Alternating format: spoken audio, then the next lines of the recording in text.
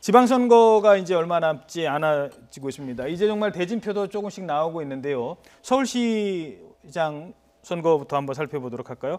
지금 자유한국당이 그동안 계속 후보를 못 내다가 결국 정했는데 김문수 전 경기지사로 지금 유력하다고요? 아무래도 뭐 자유한국당에서 김문수 전 경기지사를 결국 후보로 내세우는 이유 중에 하나는 뭐 여러 가지 이유가 있겠습니다만 일단 후보 적당한 새로운 인물을 찾지 못했다는데 현실에서 바탕한 일종의 고육지책이 아닐까 하는 생각입니다. 그럼에도 불구하고 그럼 왜 김문수 전 지사냐는 부분인데요. 첫 번째는 인물론인 것 같습니다. 인물론은 김문수 전 지사가 충분히 서울시장의 으로서의 능력에 그러니까 적합하다는 이야기인 거죠. 예를 들면 삼선 국회의원을 했고 재선의 경기지사를 했다. 그 정도로 충분한 그러니까 지금 행정 능력이나 이 정치 능력, 선거에서도 충분히 당선될 수 있는 능력을 갖췄다고 아마 보는 것 같고요. 또 하나는 김문수 전 지사가 과거 한나라당 야당 시절에 상당히 그 대투쟁에 앞장섰던 강한 야성의 소유자입니다. 그렇기 때문에 홍준표 자유한국당 대표 입장에서는 자신과 코드도 맞고 일종의 상당한 그 이 야당으로서의 정체성을 제대로 보여줄 수 있다는 측면이 있는 것이고요. 또 세 번째는 지난 그 탄핵 정국 과정에서도 그 김문수 전 지사는 상당히 어떻게 보면 잘 알려진 대중 정치인 중에서 그 유일하게 태극기 집회에 나가서 아주 적극적으로 임했던 측면이 있는 것이거든요. 그렇다고 한다면 아마도 이번 그 서울 그 시장 선거에서 일종의 이 자유한국당의 지지표인 교수표를 결집하는데 상당히 그 좋은 위치에 있는 것이 아니냐고 판단을 한 것 같습니다. 태극기 집회 참석한 게 장점으로 볼 수 있다? 그러니까 이 보수의 정체성을 상당히 드러냈다는 측면이죠. 그런데 앞서 그러니까 지금 앵커께서 조금 의아해 느끼시듯이 문제는 태극기 집회에서 강한 그 강성의 발언을 했기 때문에 이것이 어떻게 자칫 양날의 칼처럼 작용할 수도 있다. 그렇기 때문에 어떻게 보면 중도표뿐만 아니라 온갖 보수층까지 상당히 어떻게 보면 약간 좀 지지를 하는데 좀 망설일 수 있는 확장성에는 좀 문제가 있을 수 있다는 지적도 바로 그 때문에 나오는 겁니다. 예, 그렇죠. 그러니까 뚜렷한 이념성과 뭐 이런 거는 정치인으로서 홍준표 지사와 코드도 좀 맞는 측면이 있다는 장점이 있고. 근데 그랬으면 처음부터 서울시장 후보로 이렇게 등록을 하게 하고 했어야 되는데 돌고 돌고 돌아서 그렇죠. 왔다는 게 결국은 새로운 인물, 새로운 리더십에 대한 이 나름대로 대안이 마련되지 않다 보니까 기존에 있던 이 인물이나 그 자원 중에서 찾을 수밖에 없는 이 자유한국당의 아주 현실적 고민을 여과 없이 드러내는 한 장면이 아닐까 생각합니다. 홍준표 대표로서는 이런 고민이 많았을 겁니다. 지방선거 지금 이르다가는 그 투표율이 굉장히 낮아질 거다. 그동안에 어떻게 보면 지방선거에서 가장 우군이었던 그 60대 이상 고령층 그리고 보수 우파들이 지방선거 자체를 지방선거에 꽂힌 서울시장을 자유한국당에서 제대로 후보를 못 내면은 외면할 수도 있다라는 거죠. 그러면은 단순하게 서울시장 투표뿐만 아니라 전국적으로 영향을 많이 받을 수밖에 없는 거거든요. 서울시에서 구청장이나 의원 선거도 마찬가지고요. 그렇기 때문에 누구든 내야 되는데 가장 그래도 그나마 이제 그 보수의 코드를 맞출 수 있는 김문수 전 지사를 내세움으로써 홍준표 대표도 후보가 없다라는 그런 위기를 탈출하고자 하는 그런 뜻이 담겨 있는 것 같고요. 예, 적어도 본인이 나가진 않아도 될 게 그렇습니다. 김문수 전 지사를 내세움으로써 중간층에서 발생할 수 있는 야권 연대에 대한 그런 요구들을 잠재울 수 있다. 그런 효과를 노린 것이 아닌가라는 생각이 됩니다. 자, 그래서 결국 뭐 그동안에는 뭐 바른정당, 그러니까 바른미래당과 뭐 지금 뭐 경기지사, 서울시 뭐 연대하는 것 아니냐 이런 얘기 나오는데 이러면서 이제 그런 얘기는 다 이제 들어갈 것 같아요. 일단은 뭐 그 이하 구도로 아마 3파전의 그 구도로 형성되지 않을까 하는 생각입니다. 지금 사실 서울시장은 역대 그 1대1 구도였습니다. 그 1995년 처음 민선 서울시장 선거가 부활됐을 때 그때 당시는 3파전 이후로 23년 만에 아마 이것이 재현되는 상황인데요. 아마 근데 문제는 1력 이하 구도로 계속 갈 것이냐 막판에 그러면 지금 어떻게 후보 단일화를 통해서 일종의 1대1 구도가 될 것이냐가 일종의 가장 큰 관전 포인트인데 제가 봤을 때는 쉽지는 않을 것 같습니다. 가장 쉽지 않은 이유 중에 한 사람이 바로 안철수 그렇죠. 안철수 지금 인재영입 위원장 때문인데요. 자, 이제부터 안철수 전 대표 인재영입 위원장 얘기를 해보도록 하죠. 내일 드디어 이제 내일 출마 선언을 한다고 해요. 그렇죠. 사실 뭐 상당히 장고를 하는 모습을 보였습니다만은 뭐 다들 아시다시피 안철수 전 대표가 서울시장 출마할 거라는 것은 그 시간 문제였다고 다들 보고 있었던 거거든요. 그 이유는 첫 번째는 절박함이죠. 사실 이번 지방선거에서 그러니까 바른미래당이 제대로 된 존재의 가치를 증명하지 못한다고 한다면 선거 끝나고 난 뒤에 어떻게 당의 운명, 나아가서는 안철수 전 대표의 개인적인 정치 생명까지도 어떻게 보면 지금 위험할 수 있는 그런 상황이라는 거죠. 바로 그런 절박감 때문에 자신이 나설 수밖에 없었다는 것이고요. 또 하나는 아마 상당히 나름대로 계산을 한 결과 나름대로는 자신감을 가진 것 같아요. 쉽지 않은 싸움이지만 충분히 승산이 있다고 판단한 것 같고 설사 안 된다고 하더라도 최소한 2를 확보하게 된다고 한다면 그러니까 지금 제1야당인 자유한국당보다 좀 우월적인 위치를 점할 수만 있다면 선거 끝난 뒤에 예상되는 야권의 재편에서 상당히 주도권을 질 수 있다는 생각을 한 것 같아요.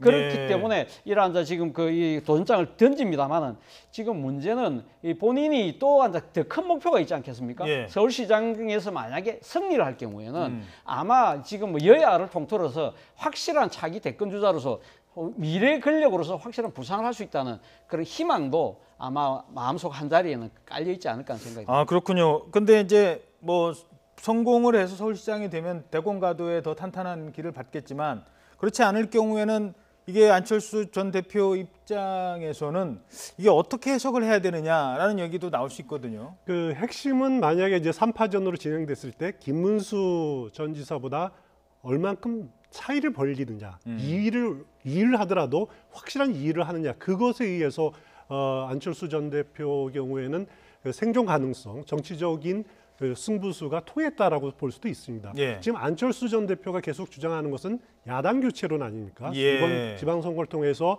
상대적으로 자신의 경쟁력이 있다, 자유한국당을 누를 수 있다라고 한다면은 앞으로 그 지방선거 이후에 진행될 정계 개편에서 자신이 중심이 될 수 있다라는 그런 판단을 할 수도 있는 거죠. 예. 그래서 최소한 3위가 아니라 강력한 2위를 하더라도 안철수 대표로서는 전 대표로서는 상당히 얻을 부분들이 많다 이렇게 생각이 그렇군요. 자, 이번에는 여당 얘기를 좀 해보죠. 요즘 뭐 여당은 사람이 많아서 고민이랍니다. 예선이 곧 본선이라고 불릴 만큼 당내 경쟁도 치열한데요. 어제 민주당 서울시장 예비 후보 면접이 있었습니다. 참석한 후보들의 소감 간략하게 먼저 들어보겠습니다. 면접 좀 어떠셨어요? 뭐 질문들 빡세게 많이 하시네요. 네. 뭐 이제 삼선 시장으로서 이렇게 특별히 보일 게 뭐냐 이런 말씀들을 하셨는데요. 저는 이 시정과 또 시민의 삶의 문제는 이 단절이 아니라 연속과 확장이 된다. 미리 좀 그 박원순 시장 그다음에 우상호 의원 같이 셋이서 얘기할 기회가 있었는데요. 정책 TV 토론을 해야 되지 않겠냐라는데 세 사람이 다 합의를 했습니다. 결선 투표를 강하게 요구하고 있는데 그 이유가 무엇이냐라는 당에서 50% 이상의 지지를 받는 후보가 더불어민주당의 후보 경쟁력을 더 강하게 높일 수 있고 본선 경쟁력을 높일 수 있는 방안이다. 학생운동 지도자라는 이미지에 갇혀 있는데 새로운 이미지를 만들 수 있는 전략이 무엇이냐 뭐 이런 내용들을 질문하셨습니다. 1987 영화에서 드러났듯이 학생운동의 경험이 새로운 희생과 헌신의 과거로 이렇게 보여줄 수 있도록 되어 있지 않느냐는 점과 탄핵을 주도했던 새로운 리더십 이런 것을 부각시키는 쪽으로 노력하고 있고. 네, 사실상 뭐 1강 2중 구도다라고 지금까지는 이제 알려져 있었는데요. 박원순 서울시장. 근데 지금 변수가 생겼어요. 결선 투표제를 도입한다고요? 그렇죠. 사실 뭐 민주당 지도부에서는 이번에 사실 어떻게 보면 여러 가지 뭐 당의 지지율이나 대통령 지지율로 봤을 때 쉬운 지방선거가 될 거라고 생각을 했던 것 같아요. 그렇기 때문에 초반만 바로 그 일요일까지만 하더라도 상당히 어떻게 보면 전체적인 전략이 소극적 방어 전략이었습니다. 예, 그런데 지금 박원순 시장이요? 어제부터 이제 결선 투표제를 도입하면서 상당히 자세가 적극적 개입 전략으로 그러니까 지도부가 선회를 한 것인데요. 그걸 바로 그 하나의 그 정표로서 지금 결선 투표제를 광역 단체 선거에는 적용하겠다는 거 아니겠습니까? 아마 제일 처음으로 적용되는 것이 아마 서울시장 선거가 될 수밖에 없을 것 같은데요.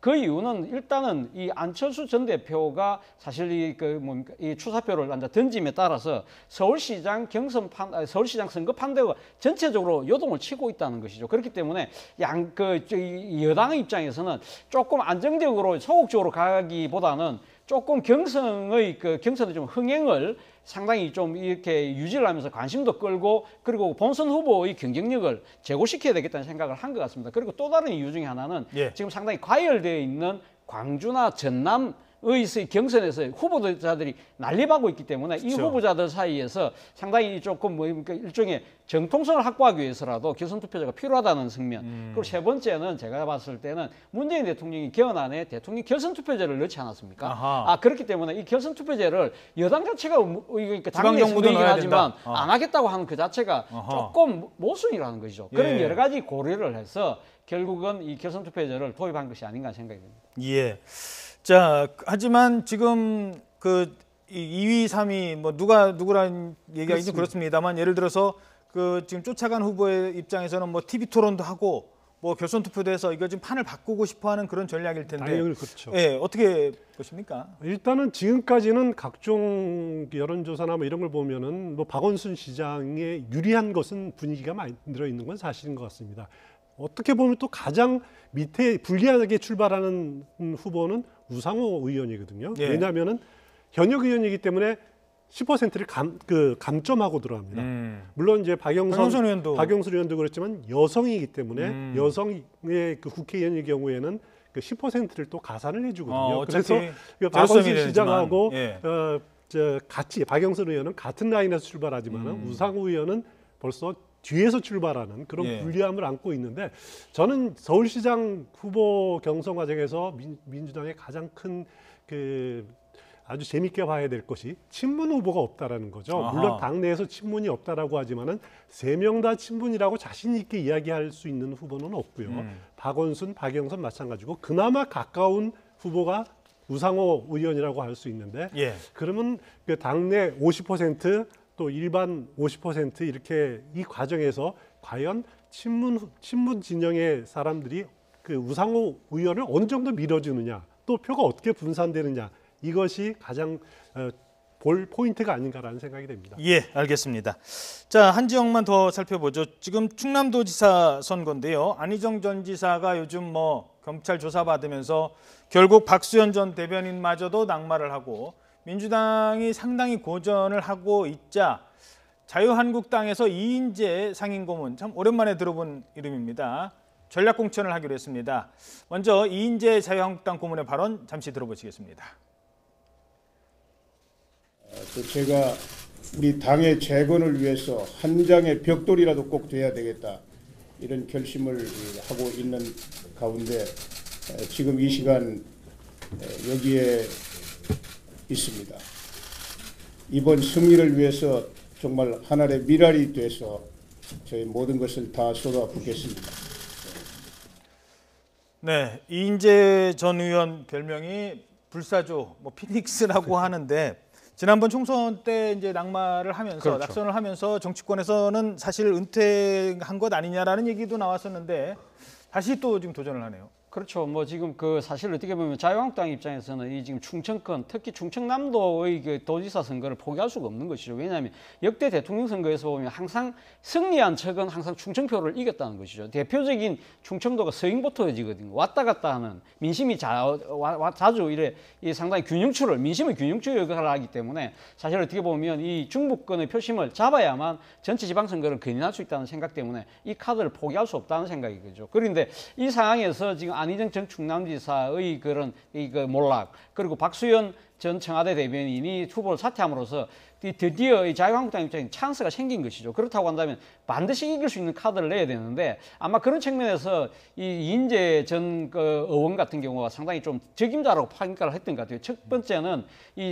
김종필 전 그 총리를 잇는 충청권의 대표적인 정치인이라는 것이죠. 그렇기 때문에 충청의 적자라는 측면이 있는 것이고 또 하나는 국간이 명간이라는 프레이밍인 것 같습니다. 예. 그러니까 뭐 앞서 이야기하셨듯이 6선의 의원 그리고 2번의 대권 도전 그리고 40대 노동장관 경기지사까지 한 화려한 경력을 갖고 있다는 것이죠. 이런 부분들이 상당히 어떻게 보면 먹히지 않을까 하는 생각을 합니다만 그러나 또 반대의 시각도 있습니다. 이런 이야기도 있는 것이거든요. 흘러간 물이 물레방아를 돌릴 수 있느냐는 이야기도 있다시피 그런 측면도 있지만 또 하나의 측면은 앞서 이 피닉제라는 예. 상당히 불사조라는 측면도 있지만 그러나 그 과정에서 잦은 당적 변경을 통해서 과연 저 부분의 정치적 소신과 신념은 무엇인가라는 비판도 있다는 것이죠. 그런 양쪽의 논리가 팽팽하게 맞서 있기 때문에 결국 관건은 이인재 전 의원이 충청남도를 어떻게 이끌어갈 수 있는 새로운 비전과 이 철학을 보여줄 것이냐가 예. 관건이 아닐까 하는 생각이 듭니다. 예, 뭐 시간 짧게 한 30만 부르겠습니다. 뭐 정진석 의원도 있고요. 사실 충청도에 그 자유한국당 그렇습니다. 입장에서 홍문표 의원도 있습니다. 이분들 대신 이인재 전 의원을 선택한 이유가 있을까요? 일단 본인들이 출마를 안 해서 출마 뜻이 없어서 그럴 것 같고요. 이인재 전 지사가 YS가 깜짝 놀랄 만큼 젊은 후보라고 언급한 게 1995년 당시에 48살이었습니다. 지금 70살이나 됐는데 이인재 전 지사 내세운 것도 마찬가지로 김문수 전 지사 내세운 것과 마찬가지입니다. 그동안 투표를 외면하려고 했던 그런 보수층, 고령층들을 투표장으로 끌어들이겠다. 그런 그 당 지도부의 생각들이 담겨 있는 것 같습니다. 네, 자유한국당의 이번 그 지방선거의 전략은 점점점 뚜렷하게 보이는 것 같습니다. 추은호 해설위원, 차재원 부산카톨릭대 주빙 교수였습니다. 두 분 고맙습니다.